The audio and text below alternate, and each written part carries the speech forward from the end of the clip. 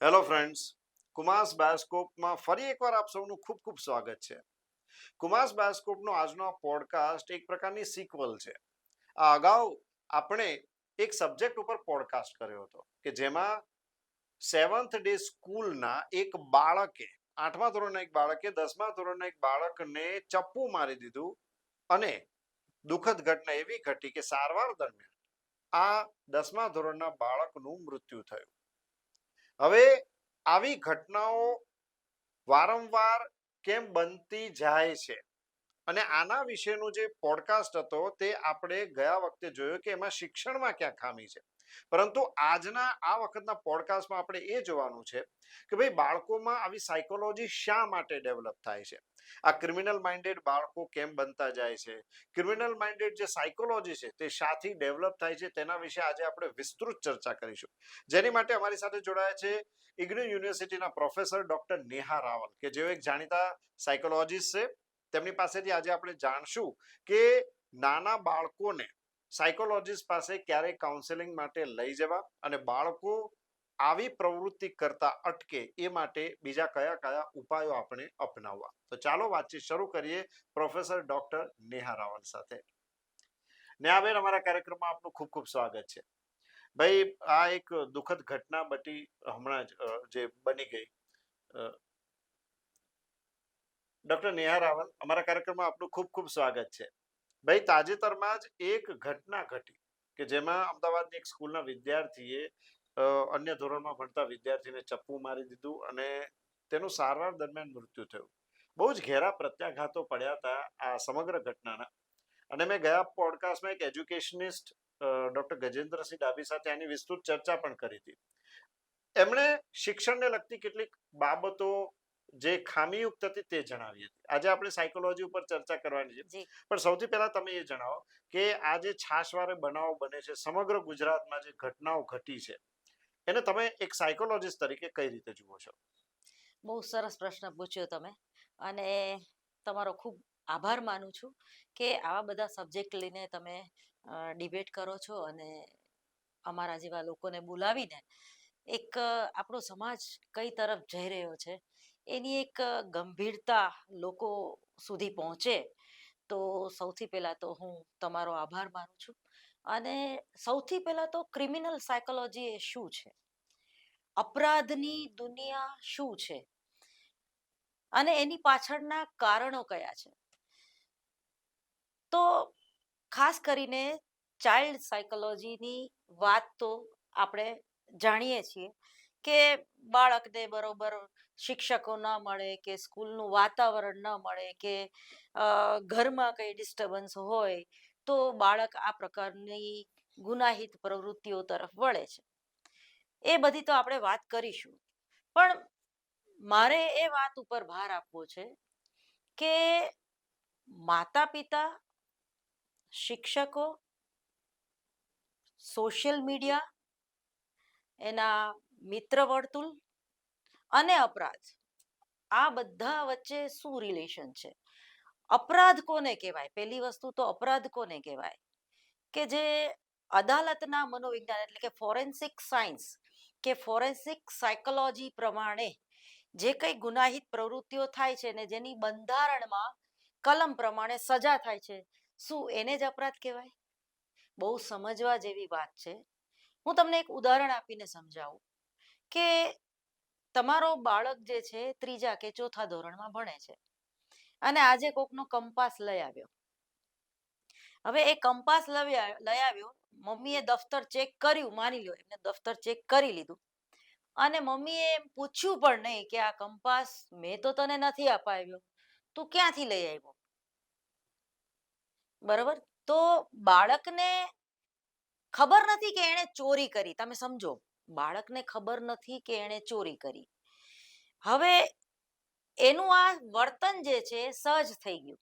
આજે કોઈનો કંપાસ લઈ લીધો, કાલે કોઈના પૈસા લઈ લીધા, એ પછી એ નાની નાની નાની નાની વાતમાંથી ક્યારે એક મોટા ગુના તરફ વળી જાય છે એને પણ ખબર હોતી નથી. હવે માની લ્યો કે એના મમ્મીએ પૂછ્યું કે આ કંપાસ તું ક્યાંથી લાવ્યો? તો એ બાળકે એમ કીધું કે મારા ફ્રેન્ડનો છે અને ભૂલમાં મારા દફતરમાં રહી ગયો છે. હવે બીજો દિવસ, તો માને પૂછવું જોઈએ કે પેલો કંપાસ તું તારા ફ્રેન્ડને પાછો પાછો આપી આપી આવ્યો, દીધો કે નહીં? બિલકુલ, બિલકુલ. બરાબર? તો હવે નથી આપે આવ્યો. એટલે માએ શું કર્યું? આંખ આડા કાન કર્યા. કારણ કે માં એને એવું શિક્ષણ આપવા નથી માંગતી કે તે આજે કર્યું છે ખોટું કર્યું છે કે કેમ ખોટું બોલસ. માને ખબર છે કે મારો છોકરો ખોટું બોલે છે કે ભૂલી ગયો આપવાનું, પણ એને એ કંપાસ બહુ ગમી ગયો છે. એમાં રહેલી જુદી જુદી રંગબેરંગી પેન્સિલો બહુ ગમી ગઈ છે. માં અને દીકરાનો જે સંબંધ છે ને, એ છે ટીવી અને રિમોટ કંટ્રોલ જેવો. બરોબર? માને પોતાનું બાળક કેવું છે એની બરોબર ખબર હોય છે. કારણ કે 9 મહિના પોતાના પેટમાં રાખેલું હોય છે અને નાનપણથી એને મોટું થતું જોયું હોય છે એને. હવે માને ખરેખર શું કરવું જોઈએ? પ્રયુક્તિઓનો ઉપયોગ કરવો જોઈએ. એવો જ કંપાસ એના ફ્રેન્ડને ફોન કરી, તે ક્યાંથી લીધો આ? અને એવો જ કંપાસ ઘરે લાવીને મૂકી દેવો જોઈએ. એટલે ઓટોમેટિક જે કંપાસ છે એ બાળક જે છે એના મિત્રને આપી દેશે અને કહેશે કે જો તારા જેવો જ કંપાસ મેં લીધો. પછી ધીમે ધીમે માએ સમજાવવું જોઈએ કે બેટા, બધું જ સરખું હોવું જરૂરી નથી. તારો કંપાસ હતો ને એ એનથી એ સરસ હતો. પછી ઘણીવાર એક્સચેન્જ કરે આવે બાળક. કોઈનું સારું દફતર લાગે દાદાગીરીથી કે પટાવીને કે એ. પછી જ્યારે તમે એવી નાની નાની પ્રવૃત્તિ એ બાળક કરે છે ને 1 થી 7 ધોરણમાં, ત્યારે તમે એને બહુ સહજ રીતે લ્યો છો. બરોબર? હવે એ એક નાનો ગુનો બન્યો ને, એને તમે બરોબર સમજ્યા. માતા પિતા તરીકે તમને ખબર છે કે મારો છોકરો ક્યાં ભૂલ કરે છે, ક્યાં. પણ હવે એમાં શું, બધા છોકરાઓ આવું કરે છે, સોસાયટી આવું કરે છે. અને ઘણીવાર માતા પિતા ઘરમાં કોઈનો ખોટો પૈસો લઈ આવતા હોય, ઘરમાં કકળાટ કરીને કે કોઈ સગાવાલાની વસ્તુ કે ફર્નિચર લઈ આવતા હોય, કેસ કબાડા કરીને નાના ભાઈને હેરાન કરીને જેલ ભેગો કર્યો હોય, કે ટૂંકમાં ઘરમાં એક એવી કોઈ ગુનાહિત પ્રવૃત્તિઓ બનતી હોય જે બાળક જોતો હોય છે, બાળક સમજતો હોય છે, પણ બાળક એટલો મેચ્યોર નથી કે એના વિશે તમને કોઈ પ્રશ્ન પૂછી શકે. કારણ કે આજના જે માતા પિતા છે અને બાળકો વચ્ચેના જે સંબંધ છે એમાં કઈ ટ્રાન્સપરન્સી નથી. બરોબર? આજે પોતાનો બાળક માતાને પૂછી નથી શકતો કે મમ્મી તું આ પેન્ટ શર્ટ પહેરીને ક્યાં જાય છે, કે કઈ કીટી પાર્ટીમાં જાય છે. એવો આપણે બાળકને અધિકાર નથી આપી શકતા, બાળકને એક મિત્ર તરીકે ટ્રીટ નથી કરી શકતા. આજે પતિ પત્નીના વચ્ચેના સંબંધો જુઓ તો એ દરેક સંબંધોમાં ક્યાંક ને ક્યાંક તમે એક બહુ મોટી ખાઈ જોવા મળે છે. અને આપણે દિવસે દિવસે સંવેદના ગુમાવતા જઈએ છીએ. હું એમ કહું કે આક્રમક વર્તન કોને કહેવાય? ચલો એની ડેફિનેશન શું? ગાળ બોલવી એ પણ આક્રમક વર્તન છે, અને કોઈનું ખૂન કરી નાખવું એ પણ આક્રમક વર્તન છે. એની કક્ષામાં માત્ર તફાવત હોય છે. હું તમને બીજું ઉદાહરણ આપું. દાખલા તરીકે ટ્રાફિક સેન્સ અને ટ્રાફિક રૂલ્સ. તમને એમ થાય કે હવે અહીંયાથી આટલું મોટું ગોળ યુટર્ન લઈને ક્યાં જવું, આમ જ મારે જવાનું છે, વચ્ચેથી કટ મારી દઉં. બરોબર? હવે વચ્ચેથી કટ મારીને તમને કાંઈ ન થયું, તમને કોઈ પોલીસ વાળાએ ન રોક્યા, બરોબર? એટલે તમને હવે મોટો કટ મારવાનું મન થશે. હવે મોટો કટ મારો ને તોય તમને 500 રૂપિયા આપીને છૂટી ગયા, અથવા તો માફી માંગીને છૂટી ગયા, ખોટું બોલીને છૂટી ગયા, આજીજી કરીને છૂટી ગયા. હવે તમારા બ્રેનને શું તમે સૂચન આપ્યું? આવું તો ચાલે, આવું તો બધા કરે છે, આવું તો મમ્મી પપ્પા પણ કરે છે. જ્યારે મમ્મી પપ્પા લો ગાર્ડન બાળકને લઈને જાય ત્યારે પપ્પા ટ્રાફિક રૂલ્સનું પાલન ના કરે તો એ બાળક જોવે છે શાંતિથી 2-3 વર્ષનું, એને બધી જ ખબર પડે છે, એને ખાલી રિએક્ટ કરતા નથી આવડતું, એને ટ્રાફિક નિયમ શું છે એ ખબર નથી પડતી. એટલે સૌથી પહેલું અનુકરણ જે છે ને એ બાળક પોતાના માતા પિતાનું, પોતાના વડીલોનું, પોતાના શિક્ષકોનું કરે છે. આજે એવા સુવિચાર લખવાની આપણને જરૂર પડી છે કે ગુરુ કરે તેમ નહીં, ગુરુ કહે તેમ કરો. કેમ આવું કેવું પડે છે? કારણ કે આજનો ગુરુ, આજનો શિક્ષક પાન, ફાકી, માવા અને એનેથી પણ ઘણું બધું વિશેષ લઈને કોલેજ કે સ્કૂલમાં પ્રવેશે છે. એ આજે માળો ચોડતો હોય અને જે જે પેલા વિદ્યાર્થીઓ જોવે અને એ આમ મોઢામાં ભરીને અને થૂંક ઉઠતું હોય એ રીતે જ્યારે એ શિક્ષક ભણાવે તો એ બાળક શું શીખશે? ઓકે.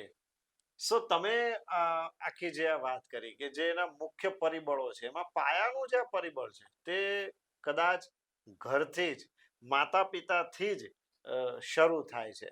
તો આમાં તો ખરેખર આપણે એવું કહી શકાય કે ભાઈ જે પેરેન્ટ્સનો રોલ છે એ બહુ જ પ્રાઇમ છે. કારણ કે ત્યાંથી જ જો બાળક આ વસ્તુ શીખતું હોય કે આવું તો ચાલ્યા કરે, આ તો બધું ઠીક છે. હવે જે વસ્તુ ખરેખર એ નિયમ તોડે છે એમાં જ્યારે એવું વિચારતું થઈ જાય, જે તમે બહુ સરસ વાત કરી કે ભાઈ આ તો ચાલ્યા કરે, આ તો બધું ઠીક છે, કટ મારે ને જે કંઈ તમે બધી વાત કરી. સો આમાં મા બાપનું જ્યારે બાળકને ઉછેર કરવાનો હોય ત્યારે કઈ કઈ મહત્વની બાબતો પર ધ્યાન આપવું જોઈએ કે જેનાથી બાળક ભવિષ્યમાં જતા આવું ક્રિમિનલ માઇન્ડેડ ન બને?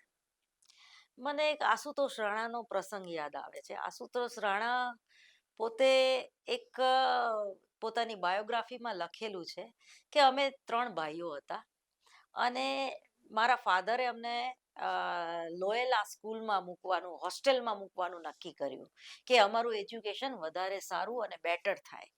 તો હવે એમાં બન્યું એવું કે ત્રણેય બાળકોને એમણે હોસ્ટેલમાં મૂકી દીધા અને આખું જે વાતાવરણ હતું એ ટૂંકમાં સનાતની જે આપણું હોય એના કરતાં થોડુંક અલગ હતું.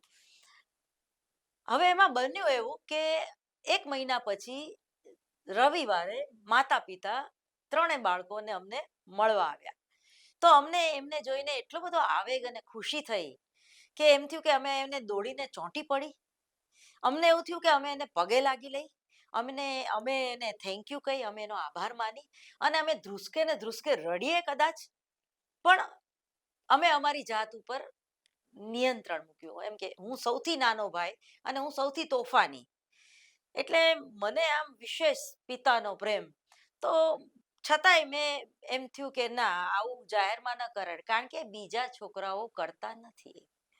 અને અમને કંઈક એવું શીખવાડવામાં આવેલું ડિસિપ્લિનના નામે કે તમારા વાલીઓ તમને મળવા આવે તો તમારે કોઈ પણ પ્રકારની આ પ્રકારની છૂટછાટ નહીં લેવાની.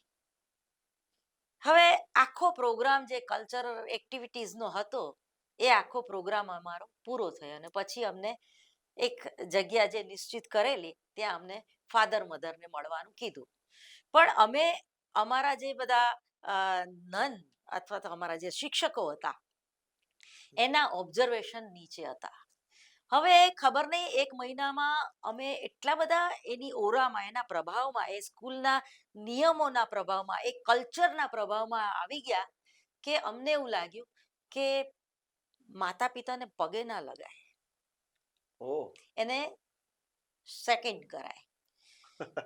બરોબર? એટલે અમે આ પ્રકારનું વર્તન કર્યું અને માતા અને પિતાનું જે આખી બોડી લેંગ્વેજ હતી એ આખી ચેન્જ થઈ ગઈ. બંને માતા પિતાએ એકબીજાની સામે જોયું કે આ છોકરાઓને આપણે શું શીખવા મોકલ્યા હતા અને શું શીખીને આવ્યા છે.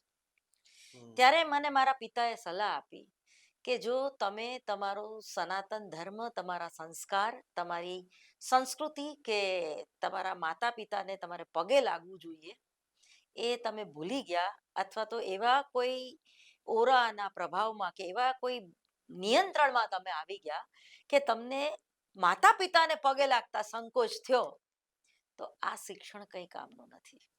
આ જે તમે વાત કરી ને નેહાબેન, આમાં એક વસ્તુ હું પણ કહીશ કે મારા જ ઘરમાં વાત કરું તો મારે જે વાઈફ છે ઇંગ્લિશ મીડિયમ સ્કૂલમાં ભણાવે છે અને જ્યારે એના કોઈ જૂના સ્ટુડન્ટ મળે તો એ શેક હેન્ડ કરે છે. એટલે એ જોઈને મને થોડી નવાઈ લાગી કારણ કે જ્યારે મારા ટીચર સવાલ જ જે નથી. ગયું પોડકાસ્ટ હતું એજ્યુકેશનિસ્ટ જે ડોક્ટર ગજેન્દ્રસિંહ સાબી, એ અમારા ટીચર અને પ્રિન્સિપલ બંને રહી ચૂક્યા હતા અને જ્યારે મારા સ્ટુડિયોમાં પહેલી વાર આવ્યા ત્યારે હું તો પગે લાગ્યો, મને જોઈને મારો દીકરો પણ એમને પગે લાગ્યો.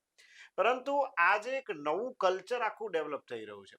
આપણે કોઈ ધર્મ કે કોઈ સંસ્થાની કદાચ વાત ન કરીએ, પણ એક જે નવું કલ્ચર ડેવલપ થઈ રહ્યું છે કે જે પાશ્ચાત્ય જે આખો પ્રભાવ છે તે આપણી ઉપર ખૂબ જાણે પડી રહ્યો છે. હવે એમાં જે મીડિયા ને એ બધાનો પ્રભાવ પણ ધીરે ધીરે આવી રહ્યો છે. આપણે શરૂઆતમાં વાત કરી કે મા બાપનું પરિબળ સૌથી પ્રાથમિક છે, ત્યાંથી વાત શરૂ થાય છે. એટલે મારે એક એ વસ્તુ પણ જાણવી છે કે એવી કોઈ સાઇન હોય છે બાળકોમાં, એલાર્મિંગ સિમ્ટમ્સ, કે 100%. જે માતા પિતા સમજી શકે અથવા તો યસ. એને સમજવા જોઈએ કે બાળકે આવું વર્તન કર્યું, માટે હવે અમારે ચેતવા જેવું છે ને બાળકને અ, એની સાથે એને હૂંફ આપીને સાચા રસ્તે ગાઈડ કરવાનો છે. સૌથી વસ્તુ પહેલી કે આપણા બાપ દાદા મૂર્ખા નહોતા. તમને હમ, અતિશયોક્તિ લાગશે અને જે મને સાંભળી રહ્યા છે માફ કરે કે સ્ત્રીએ ઘર સંભાળવાનું અને પુરુષે અર્થ હમ, ઉપાર્જન કરવાનું. હમ, બરોબર? એટલે સ્ત્રી જે ઘરમાં રહેતી તો બાળકોને વધારે સમય આપી શકતી. હમ. કારણ કે પિતા સમય નહોતા આપી શકતા. બરાબર? હવે બિલકુલ. આજની જે સુપર મોમ છે હમ, એ એના બાળકને પ્રેમ તો એટલો જ કરે છે, હમ, પરંતુ જે વાત્સલ્યનો ભાવ છે ને એમાં ફરક આવી એમાં ગયો છે. ફરક આવી ગયો છે. ઓકે. કઈ રીતે? સવારે ઉઠીને એને સ્કેટિંગ ક્લાસમાં પણ એ ફોર વ્હીલમાં જઈને મૂકી આવશે. પછી એને સાંજે સંગીતનું કંઈક નવું શીખવાડશે. એને બપોરે સ્કૂલમાં ઇન્ટરનેશનલ સ્કૂલમાં ભણાવતી હોય તો એ પ્રમાણેનું બધું કરે છે. એની ડ્યુટી બરોબર નિભાવે છે. હમ, એ બાળક વિદ્વાન થશે પણ સંસ્કારી નહીં થાય. કારણ કે એના એનામાં માટે વિદ્વત્તા સાથે હશે. બિલકુલ. બરોબર? પણ એ એના મા બાપને 100% વૃદ્ધાશ્રમમાં ગમે ત્યારે મૂકી આવશે. એમાં એમાં કંઈ ખોટું એ નથી કરતો. હમ, જે ભૌતિકવાદ છે, હમ, એક પૈસા આપણી આગળ હોવા જોઈએ, ફોર વ્હીલ હોવી જોઈએ, હમ, મારી આગળ બાઇક હોવું જોઈએ, મોંઘું ડાટ. તમે જુઓ કે પરમ દિવસે જ 1 તારીખે જ હમ, એસજી હાઈવે ઉપર એક 35 વર્ષના યુવાને પોતાનું જે બાઇક હતું, બુલેટ હતું, હમ, જેને સ્પોર્ટ્સ બાઇક કહેવાય, જે બહુ હમ. મોંઘું આવે છે, 15 લાખ થી 20 લાખ એની પ્રાઇસ હોય છે. એટલે 100% એટલો સક્ષમ તો છે એના મા બાપ કે એને 15 થી 20 ખરીદીને લાખ. આપ્યું. હા. હવે એ એસજી હાઈવે ઉપર હવે એ બાઇક લઈ દીધું, હવે ચલાવવું તો ખરે ને. હમ, બરોબર? પણ આપણા રસ્તા કે હમ, આપણે ફોરેનમાં નથી રહેતા હમ, કે એ બાઇકને આપણે ચલાવી શકીએ. હમ. કારણ કે એની સ્પીડ કેટલી હોય છે? 130 તમે ના ચલાવો, 150 ની સ્પીડ કે 200 ની તો સ્પીડે ના બાઇક લેવાનો ચલાવો, મતલબ શું છે? ત્યાં સુધી બાઇકનો મતલબ જ નથી. બિલકુલ. અને જો બરોબર? એટલી સ્પીડે ચલાવો તો અને બીજું એક્સિડન્ટના એ કે મને ચાન્સીસ યાદ રહે. છે કે જ્યારે એસજી હાઈવે અને ગાંધીનગર હાઈવે ને જોડતા જે આ ઓવરબ્રિજ બન્યા, હમ, ત્યારે એવી જાહેરાત આવતી કે 20 મિનિટમાં તમે ગાંધીનગર પહોંચી જશો. અને હમ. એ લોકોએ 5 વર્ષ પછી અહીંયા તમારું વાહ! વ્હીકલ સી ધીમી પાડો, તમે અ, સીસીટીવી કેમેરાની વચ્ચે છો. આવું બધું લખવું પડ્યું છે. બિલકુલ, બિલકુલ. 70 થી બરાબર? વધારે ગાડી નહીં ચલાવી શકાય એ હા. બોર્ડ માર્યા છે. બરોબર? તો હવે તમે તમારા બાળકને તમારો પ્રેમ દેખાડવા માટે 20 લાખનું બાઇક આપી દીધું. હવે તમે એને ચલાવવાની ના પાડશો તો એ ઝાલ્યો રહેશે હમ.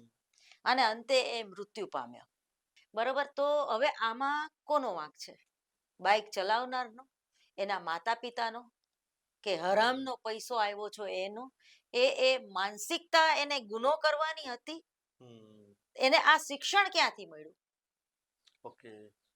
સો બરોબર? તમે આમાં જે તમારા મૂળ પરિબળ છે એ આમ તો ઘરથી જ શરૂ થઈ જાય છે. ઘરથી જ શરૂ થાય છે. બિલકુલ બરોબર? વાત આજે તમે સાચી. જો વૃદ્ધાશ્રમ વધતા જાય છે, હમ. તો તમે વૃદ્ધોની દયા ખાશો? આમ તો આવે દયા, કારણ કે બાળકો સાચવતા નથી. બરોબર? હમ. બાળકો કેમ નથી સાચવતા? બાળકો કદાચ વૃદ્ધોને બાળકો કેમ નથી કદાચ વૃદ્ધોએ એ નાનો હતો એમની સાથે એવું ત્યારે. કંઈક. યસ, હા. બિલકુલ. સમય નથી આપ્યો માતા પિતાએ, બધું આપ્યું, બેંક બેલેન્સ આપ્યું, પણ સમય નથી આપ્યો. અત્યારના જે વૃદ્ધો કે જે વૃદ્ધાશ્રમમાં છે એમના જે બાળકો છે એ 40-50 ની આસપાસ. હવે એ સમય એવો હતો 80-90 ના દાયકાનો કે ત્યારે કદાચ માતા પિતા બાળકોને સારો સમય આપતા હતા, પણ છતાં આ પરિસ્થિતિ ઊભી થઈ છે. તો એનું શું કારણ? જો આમાં એવું છે કે એક કેસ સ્ટડી કરવો પડે કે ઓકે. કયા પ્રકારના લોકો વધારે વૃદ્ધાશ્રમમાં રહે છે. ઘણા ઓકે. તમે મેં તો 31 ડિસેમ્બરે હું આ પ્રકારની પ્રવૃત્તિ કરું છું કે હમ, કોઈ એવા સંગીતના કાર્યક્રમમાં જોડાઈને અમે બધા વૃદ્ધોને ભેગા કરીને એ હમ, લોકોને ખાલી ગૌડાવીએ અને એ લોકોનું એક રીતે કાઉન્સેલિંગ કરીએ, હમ. બરોબર, તો એમાં જજ કક્ષાના માણસો છે, ઓહો. કલેક્ટર કક્ષાના માણસો છે જે વૃદ્ધાશ્રમમાં રહે છે. હમ. કારણ કે એ લોકોએ આખી જિંદગી રૂઆબથી રહ્યા હોય અને એ લોકોનો ઈગો એટલો બધો જબરજસ્ત થઈ ગયો હોય હમ. કે હું રિટાયર્ડ જજ છું, હમ. કે હું કલેક્ટર છું, હમ. અને એ લોકોને વર્કોમેનિયા હોય છે. Okay. હવે કોઈ પ્રવૃત્તિ નહીં રહી, હવે કોઈ બોલાવતું નથી, હવે કોઈ રિબિન કાપવા બોલાવતું નથી, હવે કોઈ એની નોંધ નથી લેતું. એટલે હમ. અહીંયા પણ વૃદ્ધાશ્રમમાં આવીને એ લોકો બોસિઝમ કરે છે ઓહ. કે ભાઈ હું આ બસ વૃદ્ધાશ્રમને સંભાળી રહ્યો છું, અને પોતાની મરજીથી રહેતા હોય છે, એવું નહીં. Okay. સમાયોજનની કક્ષા એ લોકોમાં ભણેલા ગણેલા છે એટલે વધારે હોય છે, અને એવું એવા છે. એવા લોકોના છોકરાઓને ફોરેન એ લોકોએ સેટ કરી દીધા હોય છે. અને હવે સમજાય છે કે 3 દીકરામાંથી એકને ઓસ્ટ્રેલિયા મોકલી દીધો, એકને અમેરિકા મોકલી દીધો ને એકને કેનેડા મોકલી દીધો. હવે અગ્નિદા દેવા માટે આવશે કે નહીં હમ. એ એમને ખબર નથી. ઓકે, સો જે એલાર્મિંગ સિમ્પટમ હોય છે કે જે સાઇન હોય છે એ પણ મા બાપ કદાચ હવે સમજી નથી શકતા કે બાળકે આવું વર્તન કર્યું છે. તમે પહેલા જ ઉદાહરણ આપ્યું કે પેલું કંપાસ જે પેલું બાળક લાવ્યો તો માએ તરત પૂછવું જોઈએ. જો એ નહીં પૂછે તો એ બાળકની હિંમત વધતી જશે અને છેવટે આ બધું થશે. અત્યારે જે વિડીયો ગેમ્સ ને બધું આવી રહ્યું છે કે જેના લીધે બાળક હિંસક બને છે, અને ઘણા જે કહી શકાય ને કે ઘણી બધી વિડીયો ગેમ્સ તો એવી પણ છે કે જે બાળકને આત્મહત્યા સુધી લઈ જાય છે. આપણે વચ્ચે જે વિડીયો ગેમ આવે હા, છે પછી બધું બેન થયું, પરંતુ આજે પણ આ વિડીયો ગેમ મીડિયા સોશિયલ મીડિયાનો પ્રભાવ ઘણો જોવા મળે છે. તો બાળકને આના પ્રભાવ હેઠળ ન આવે એ માટે થઈને શું કરવું જોઈએ, કેવી પ્રવૃત્તિ કરવી જોઈએ, કરાવવી જોઈએ? સૌથી પહેલા તો કે જેમ તમે જોબ ઉપરથી આવો છો અને તમારું અને કે બાળક દફતર લઈને એક બાજુ મૂકી દે છે, બૂટ મોજા એક બાજુ મૂકી દે છે, પપ્પા હોય તો એનું લેપટોપ એક બાજુ મૂકી દે છે, એનો મોબાઈલ એક બાજુ મૂકી દે છે ખરા? મોબાઈલ ખીચામાં જ ના, રહે છે. બિલકુલ નથી. સૂતી વખતે આપણે આ ઓશિકા નીચે રાખીને મોબાઈલ વારે ઘડીએ જોતા હોઈએ છીએ. જોતા હોઈએ છીએ. હમ. જેમ નાનું છોકરું ઘોડિયામાં સૂતું હોય તો મમ્મી જોતી હોય પીપી નથી કરીને, હમ. એવી રીતે એ આપણે આપણે મોબાઈલ મોબાઈલ જોતા જોઈએ હોઈએ છીએ, છીએ. બિલકુલ. બરોબર. હવે બાળક શું શીખે છે માતા પિતા દ્વારા કે મોબાઈલ લેપટોપ તો આમ જ હોય. અને બીજું એ કે આપણને બધાને સિરિયલ કચકચ જોવાની, એક્સ્ટ્રા અફેર વાળી ગંદી સિરિયલો, વિકૃતિ ભરેલી સિરિયલો આપણે જમતી વખતે જોતા હોઈએ છીએ. ઓકે. બરોબર. બાળકને પણ માને નોકરીએ જવું હોય અને એની આગળ બહુ ટાઈમ ન હોય અને એના બાળકને પેલું આઈપેડ આપીને મોઢામાં ઠૂસે ચમચીથી, ખાઈ લે. અને જ્યાં સુધી એ બાળક, અને એ બાળકને ખબર નથી એને શાક ખાધી, રોટલી ખાધું કે એને કશી દાળ જ ભાત ખબર નથી. ખાધે, બિલકુલ, બિલકુલ. એનું સતત ધ્યાન કાર્ટૂનમાં કે પેલી વિડીયો ગેમમાં કે એવી રીતે જ હોય છે. એટલે આજે 2006 પછી જન્મેલા બાળકોની એકાગ્રતા નથી. એ લોકોની આંખે આમ તમે જોજો નાના આ રીતના આમ જોઈ રાખશે. ઓહ. કારણ કે એને એકાગ્ર થતા જ નથી આવડતું. માત્ર એ ઓનલાઈન એજ્યુકેશન એટલે મોબાઈલમાં જેટલું સમજાવો એટલું એને સમજાઈ જશે. આજે શિક્ષણ કોરોના પછી તો આ પરિસ્થિતિ મારીને તમારી વધારે ખરાબ થઈ છે. બિલકુલ. કારણ બરોબર. કે ઓનલાઈન બહુ બધું હા, વધી હા. ગયું છે. હવે એ બાળક શિક્ષક શું બોલે છે એમાં એને રસ પડશે જ નહીં. એ એ એ એ ધ્યાન બેરો થઈ જશે. એ એકાગ્રતા નહીં કેળવી શકે, ધ્યાન વિચલન થઈ જશે જેને કહેવાય. હવે જો તમે કોઈ વસ્તુ ઉપર એકાગ્ર જ ન થઈ શકો તો તમને એનું રિઝલ્ટ કેવી રીતે મળશે? ઇવન તમે જ્યારે ખાઓ છો ત્યારે એક લાળ જે છે એ પાચન તરીકેનું કામ કરે છે. બિલકુલ. હવે જ્યારે તમે વિડીયો ગેમ જોતા જોતા ખાઓ છો કે ટીવી જોતા જોતા ખાઓ છો એટલે તમારું 50% ધ્યાન ક્યાં ગયું? ટીવીમાં. ટીવીમાં. તમે શું ખાઓ છો હવે એનું મહત્વ નથી. તમે પૌષ્ટિક ગમે એટલું ખાતા હશો ને પણ અંદરથી તમે તમારા શરીરનો, તમારા ઓર્ગનનો અનાદર કરો છો. બરોબર. ઘણી માં તો જમવામાં ફોકસ નથી. હા, ઘણી માં તો પોતાના બાળકને ટબમાં મૂકીને રસોડામાં સેન્ડવિચ બનાવવા જાય છે અને બાળક પાણીમાં પડ્યું હોય અને એ ઊંઘી જાય અને પાણી પી જાય છે અને ઓહ. પછી જ્યારે મોટું થાય ત્યારે એને સ્વિમિંગ કે જિંદગીભર એ નહીં શીખી શકે. કારણ કે એને પેલો કારણ કે ફોબિયા એને આવી ગયો. ફોબિયા આવી ગયો. યસ. ભલે એ ઘટના ભૂલી ગયો કે મમ્મીના પરાક્રમે મને આ થયું છે, પરંતુ એના અનકોન્શિયસ માઇન્ડમાં એ વસ્તુની પાણીનો ભય કે ઊંચી જગ્યાનો ભય. હમણાં જ એવો મેં વિડીયો જોયો કે માતા જે છે એ પોતાના બાળકને અગાસી ઉપર બાકડા ઉપર બેસાડે છે, પાળી ઉપર નહીં, પણ એ બાળક બાકડા ઉપર ઊભું થઈ જાય છે અને પાળી ઉપરથી નીચે પડે છે. ઓહ. આટલી ભયંકર. અને માતા જે છે એ કપડાં સૂકવે છે. ઓહ. એટલે હું દરેક માતાઓને નમ્ર વિનંતી કરું છું કે તમારે ઓફિસે જવાનું મોડું થાય તો વહેલા ઉઠો, કાં પછી તમે નોકરી કરવાનું છોડી દો. જ્યારે 1 થી 5 વર્ષનું બાળક હોય છે ત્યારે એને માની ખૂબ જ જરૂર હોય છે. અને પ્રાણીઓ અને પક્ષીઓ જે છે ને એ જલ્દીથી ઉડતા અને પોતાની માથી વિખૂટા થઈને પોતાની રીતે જીવતા શીખી જાય છે. એક માનવ બાળ જ એવું છે કે જેને મોટા થતા, જેને એક સંસ્કાર મળતા બહુ એને એક વાર લાગે છે. માઇલસ્ટોન્સ આવતા હોય છે. બરોબર. અને બિલકુલ. આજે એઆઈ ટેકનોલોજીથી હવે તો માં બનવાનું શરૂ થશે હા. 2026 નવું માં. આવ્યું છે. તો એ વસ્તુ કેટલી યોગ્ય છે ને કેટલી અયોગ્ય છે એક આખો જુદો જુદો વિષય થઈ વિષય થઈ જશે, એટલે Right. એના વિશે હું નથી બોલતી. પરંતુ અપરાધની જે આ દુનિયા છે એમાં તમે લોરેન્સ બિસ્લોઈનું નામ સાંભળેલું છે, હમ. જે સલમાન ખાનનો ખૂબ જ વિરોધી છે. તો હવે એનું તમે કેસ સ્ટડી વાંચો. એને સ્ત્રી જાત ઉપર નફરત છે અને એને જે કોઈ આ પ્રકારની પ્રવૃત્તિઓ કરતા હોય, ગુનાહિત પ્રવૃત્તિઓ કરતા હોય, એના ઉપર પણ નફરત છે અને છતાં એ ગુનાહિત માનસ ધરાવે છે. એટલે જે લોકો વકીલ છે, જે લોકો જજ છે, જે લોકો આઈપીએસ ઓફિસર છે, કે જે લોકો મેઇન હોદ્દા ઉપર પોતાની ફરજ બજાવી રહ્યા છે, એને ચેપ લાગતા વાર લાગે નહીં. જો કોઈ રક્ષક ક્યારે ભક્ષક બની જાય એની ખબર નથી પડતી. એની ખબર નથી પડતી. અને બીજું એ કે તમે તમારું રોલ મોડલ કોને માનો છો એ બહુ મહત્વનું એક્ઝેક્ટલી છે. એ પણ બહુ મહત્વનું છે. બરોબર. તમે રોલ તમારા મોડલ કોઈ ફાઇટર હોસ્ટેલમાં કે તમે તમારા ઘરમાં ઘરમાં લોરેન્સ બિસ્નોઈના પોસ્ટર લગાડો, સલમાન ખાનના પોસ્ટર લગાડો કે આમિર ખાનના પોસ્ટર. તમે જો હવે આમિર ખાનનું કેવું સોશિયલ મીડિયામાં બધું બહાર આવે છે. સાચું હોય કે ખોટું હોય, પીળું પત્રકારત્વ પણ હોઈ શકે, પરંતુ તમારે શું જોવું. અને બીજું એ કે તમે મોબાઈલને કેટલો સમય આપવો છે તમારે, પહેલા તો એ નક્કી કરો. અને કઈ વાતમાં આપવું છે. તમે તમારા સાયકોલોજીના લેક્ચર જોઈ રહ્યા છો, તમે કોઈ નાટક કે કોઈ સિરિયલ જોઈ રહ્યા છો, કે કોઈ એવી કોઈ ચેનલ તમે ફોલો કરો છો, અને તમે સમજ્યા વગર કોઈ વસ્તુ આગળ ફોરવર્ડ નહીં કરો. તો એના માટે સ્વસભાનતા, સેલ્ફ અવેરનેસ ખૂબ જરૂરી છે. હવે આ કોઈ ઇન્ટરનેશનલ સ્કૂલમાં શીખવાડી દેવામાં આવતી નથી.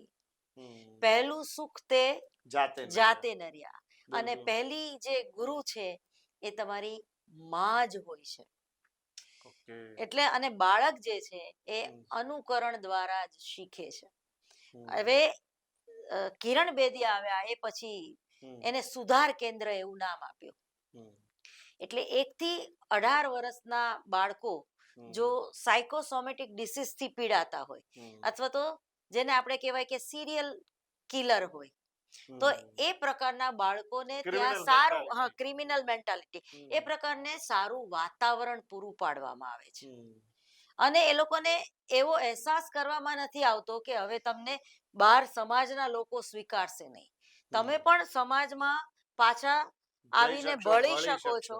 એ પ્રકારનું એ લોકોને માનસિક રીતે તૈયાર કરવામાં આવે છે. પણ કે આપણા સમાજમાં કેવું છે કે આપણને વાગ્યા ઉપર વધારે વાગે, એક કહેવત છે.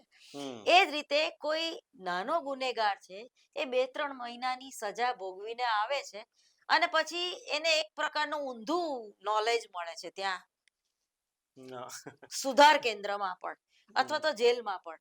પછી એક મોટો ગુનો કરવા માટે તૈયાર થઈ જાય છે. એટલે જે પાકા કેદી અને કાચા કેદીને જુદા રાખવાની વાત છે ને, તમે Okay. આખો એનો સ્ટડી કરો તો ખબર પડે કે ભાઈ બરાબર છે. સાબિત થઈ ગયા પછી જ એને કોઈ સાબરમતી જેલમાં કે એવી રીતે મોકલવામાં આવે છે. હમ. બાકી એને સુધાર કેન્દ્રમાં રાખવામાં આવે છે. હું અચ્છા. 1 થી 18 વર્ષના બાળકોની વાત કરું છું. Juvenile, yes. બરોબર? તો Right. એ પણ આખું એક ફોરેન્સિક લેબ દ્વારા જાણવા જેવું છે કે કેવા પ્રકારના બાળકો અપરાધ કરી શકે. દાખલા તરીકે Okay. ભિક્ષાવૃત્તિને વરેલા બાળકો હમ. તરત જ અપરાધ કરી શકે. Oh. એ જ રીતે અનાથ આશ્રમમાં ઉછેર પામેલા બાળકો હમ. તરત જ અપરાધની દુનિયામાં જઈ શકે. એ જ રીતે જે લોકોના માતા પિતા ક્રિમિનલ માઇન્ડ ધરાવે છે. હમ. દાખલા તરીકે હમણાં તમને ઓસ્ટ્રેલિયાના એક બ્રેકિંગ ન્યૂઝ તમે સાંભળ્યા હશે કે ઓસ્ટ્રેલિયાની જે પ્રજા છે એ લોકોએ આપણા ભારતીયોનો વિરોધ કર્યો છે કે હવે ભારતીયોને અહીંયા રહેવા દેવા નહીં, અથવા તો હવે એ લોકોને અહીંયા તમે એન્ટ્રી આપવાનું કે એ લોકોને ગ્રીન કાર્ડ આપવાનું બંધ કરો, કારણ કે એ આપણી નોકરી ખાઈ જાય છે. હમ. તો આ વાતમાં કેટલા અંશે સત્ય છે. આપણા ઓસ્ટ્રેલિયામાં તો ગુજરાતી પબ્લિક જે છે એ વધારે રહે છે હમ. અને ગુજરાતી બધી જગ્યાએ ફેલાયેલા છે, પરંતુ ઓસ્ટ્રેલિયાને આવો વિરોધ કેમ કર્યો? તો એનો તમે કેસ સ્ટડી જાણો તો તમને ખબર પડે. કારણ કે આપણા જે ગુજરાતીનું જે માનસિકતા છે એ શોર્ટકટ અપનાવવાની છે. Okay. કોઈ પણ વસ્તુમાં એક તો બુદ્ધિ તો છે જ, હમ. પણ આસુરી બુદ્ધિ પણ છે. હમ. જેમ આસુરી લક્ષ્મી હોય, હમ. બરોબર?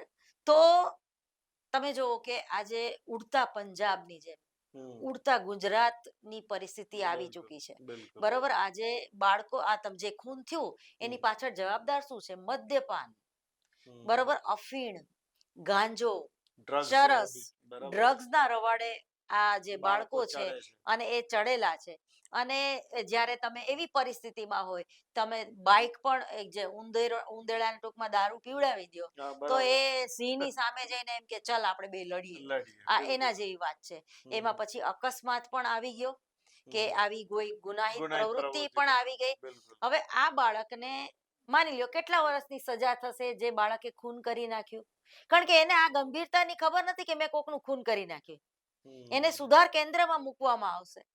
એને સાયકોલોજીકલ ટ્રીટમેન્ટ એટલે કે કોઈ સલાહ આપવામાં આવશે, એનું કાઉન્સેલિંગ કરવામાં આવશે અને વધુમાં વધુ 7 વર્ષની એને સજા થશે. થશે. Okay. પરંતુ એ 7 વર્ષમાં એ બાળક મોટો ક્રિમિનલ થઈને પણ નીકળી શકે હમ. અને એકદમ સુધરીને એકદમ પણ. સુધરીને પણ નીકળી શકે. એ Okay. સમાજની જવાબદારી છે, એ હમ. કાઉન્સલરની જવાબદારી છે, એ અદાલતના મનોવિજ્ઞાન કે એની જવાબદારી છે કે એને કઈ રીતે તમે ટ્રીટ કરો છો. Okay. So એટલે કોઈ આતંકવાદી છે, આજે yes, yes. એ આતંકવાદી શા માટે બન્યો એના પાછળના કારણો જો શોધી કાઢીએ ને, હમ. કે કોઈ ગુનેગાર છે એને ગુનો શા માટે કર્યો. હમ. બરોબર? મારે અત્યારે એક કેસ સ્ટડી ચાલે છે. 18 વર્ષના 22 વર્ષનો છોકરો છે, બરોબર? એને આખી જિંદગી કોલ સેન્ટરમાં નોકરી કરી. હમ. છેલ્લા 7 વર્ષથી એ કોલ સેન્ટરમાં જ નોકરી કરતો હતો. હમ. એટલે એની દુનિયા જ કોલ સેન્ટર હતી. હવે કોલ સેન્ટરનું કૌભાંડ છે એ આખું પકડાઈ ગયું અને એ નોકરી વિહોણો થઈ ગયો. તો આજે મોબાઈલમાં એ બધાને ધમકી જ આપે રાખે છે કે તું ભાઈ ઓહ. આટલા પૈસા આ ખાતામાં મોકલી દે, બાકી હું તારું આમ કરી નાખીશ ને તારા ઘરે રેડ પડશે ને ઓહ. ડિજિટલ એરેસ્ટ તને કરી નાખીશ ને. આ પ્રકારની ગુનાહિત પ્રવૃત્તિઓ એનું માનસિક લેવલ જે છે એ છે. બરાબર? તો હવે આને બહાર કઈ રીતે લાવવું? સૌથી પહેલા તો એને મોબાઈલ ટચ કરવા દેવું ના જોઈએ. એને કોઈ પણ પ્રકારની સ્ક્રીનથી દૂર રાખવો જોઈએ. હમ. બરાબર? અને જે આપણે ડ્રાઇવિંગ કરતી વખતે જે કાનમાં આપણે Earphone. ઇયરફોનનો જે ઉપયોગ કરીએ છીએ, એનેથી આપણી જે મગજની જે બધી નસો જે છે હમ. એ સુકાઈ જાય છે. ઓહ. અને પછી આ જે પ્રકાશ જે છે એ આપણે સહન કરી શકતા નથી. હમ. અને આપણી આંખ અને આપણા કાન જે છે, કાન તો જતા જ રહે છે. તમે અમુક ગાયક કલાકારોને કહેતા સાંભળ્યા હશે કે વધારે પડતું આ જે આઈફોન કે એનો ઉપયોગ ઇયરફોન તો ઉપયોગ એ લોકોમાં બહેરાશ આવી જાય છે. તો મહેરબાની કરીને આ બધા ઇન્સ્ટ્રુમેન્ટનો કઈ રીતે તમારે એને કેટલા સમય માટે યુઝ કરવો ને એ તમારે પોતાને નક્કી કરવાનું છે. અને ભૌતિકવાદ કે પૈસાની પાછળ એ ખાલી તમને હેપીનેસ નથી આપી શકતું, પરંતુ ભગવાને આ તમે એક કિડની તમે વેચવા જાઓ તો કેટલાની આવશે, એક લીવર વેચવા જાઓ તો કેટલાનું આવશે, તમારું હાર્ટ તો ભગવાને તમને આપ્યું છે. તો અરીસા સામે જોઈને ઊભા રહીને બોલો કે મેં अपने आप को बहुत पसंद करती हूँ. जब भी મેટનો જે ડાયલોગ છે ને અને પસંદ કરતી હું એ પછી કે ભાઈ હવે ન પસંદ કરવા જેવું હું શું કરું છું, તો કે ભાઈ હું સિગરેટ પીઉં છું, કે હું ખોટું બોલું છું, કે હું ગાળો બોલું છું, ટ્રાફિક બહુ થઈ જાય ને અને કોઈક રોંગ સાઈડથી મારી સામે આવે ને તો હું 1 2 ને 3 કરી નાખું છું. તો આજથી હું આ નહીં કરું. રોજ તમારા જે મન છે બિહેવિયર છે એને એમાં એને તમે ચેન્જીસ લાવવાનો પ્રયત્ન. હા રાઈટ, જેને રાઈટ. કહેવાય કે સ્વસૂચન, તો સજેશન્સ આપવાના છે સજેશન પોતાની આપવાના, જાતને. ઓકે. બરોબર, પરંતુ એને કમ્પલસરી એટલે સજેશન આપીને એને વાગોળવાની જરૂર નથી, તો પછી એ નેગેટિવ સજેશન થઈ જશે. દાખલા તરીકે તમે કોઈ કેન્સરની બીમારીથી પીડાઓ છો, તો તમને બ્રહ્માકુમારી શિવાનીજી એમ કીધું કે ભાઈ મને કેન્સર નથી થયું, મને કેન્સર નથી થયું, એવું મારે માનવાનું જ નહીં, તો એ વાત ખોટી છે. ઓકે. મને કેન્સર છે એ વાસ્તવિક પરિસ્થિતિ સ્વીકારીને, પણ હું નાની હતી ત્યારે કેવી હતી, મારું શરીર કેવું હતું, મારું મન કેવું હતું, હું કેવું સરસ કામ કરી શકતી હતી, એ જે તમારા ભૂતકાળને જે તમે જ્યારે તમને કેન્સર નહોતું ત્યારે તમે કેવા, ધીમે ધીમે હું એમાંથી બહાર આવીશ. કારણ કે તમે વાસ્તવિકતાને નહીં સ્વીકારો તો તમારું બ્રેન જે છે એ સૂચનને એક્સેપ્ટ નહીં કરે. ઓકે.